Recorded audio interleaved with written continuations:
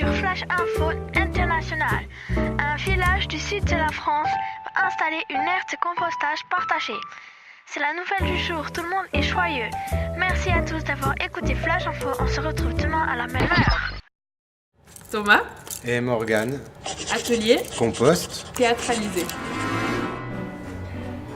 Voilà, mais c'est... Blip, blip, blip, blip, blip, blip, blip, blip, blip, blip. Oui, alors j'écoute. Oui, Fernandine, bonjour. Alors voilà, nous avons reçu notre commande, tout est prêt à être installé. Donc je vous attends tout de suite sur le site. Parfait, c'est magnifique.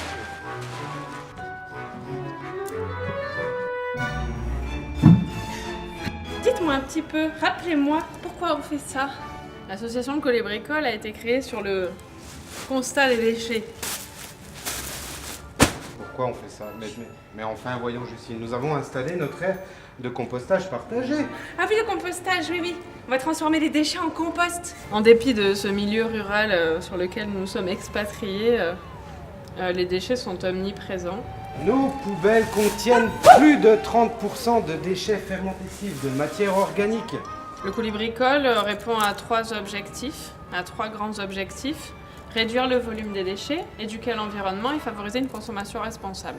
Et ces trois domaines d'action sont l'essaimage, le développement du compostage de proximité, l'éducation à l'environnement et les actions publiques favorisant le débat. Ça va pas parce que tous ces déchets biodégradables, eh bien, on pourrait les transformer sur place, en compost, puis retourner ainsi à la terre qui en a besoin.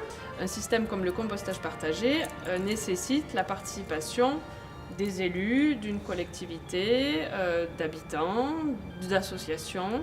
C'est multi-partenarial. Ce sont les habitants qui vont se partager le compost issu de leurs déchets de cuisine. Mais oui, les habitants, bien sûr. Oui. Et vous croyez qu'ils auront assez de déchets à composter Ah, ça, vous le savez, Marie-Christine, les déchets, ce n'est pas ce qui nous manque. Et ça permet surtout aux citoyens de se rendre compte qu'il a la possibilité de se réapproprier son déchet et de décider de ce qu'il va en faire, quoi. Et si on voyait comment on fait, comment on s'y prend pour faire un bon compost? Des déchets carbonés, des déchets azotés. Est-ce que ça vous parle? Mais moi je m'en souviens, mais vous, est-ce que vous le savez? Pourquoi on a besoin d'oxygène et d'humidité? C'est pour les petites bébêtes du compost. De la plus petite bactérie au plus gros invertébré, toutes ces petites bébêtes dans le compost forment une belle chaîne alimentaire et toutes ensemble, joyeusement, gaiement, elles dégradent et décomposent la matière organique de nos déchets. Vraiment, ça crée du lien social. Les gens se rencontrent, les gens se retrouvent autour d'un projet commun. Et rien que ça peut être la base pour amener d'autres projets au niveau d'un village, d'un quartier. Vous vous souvenez?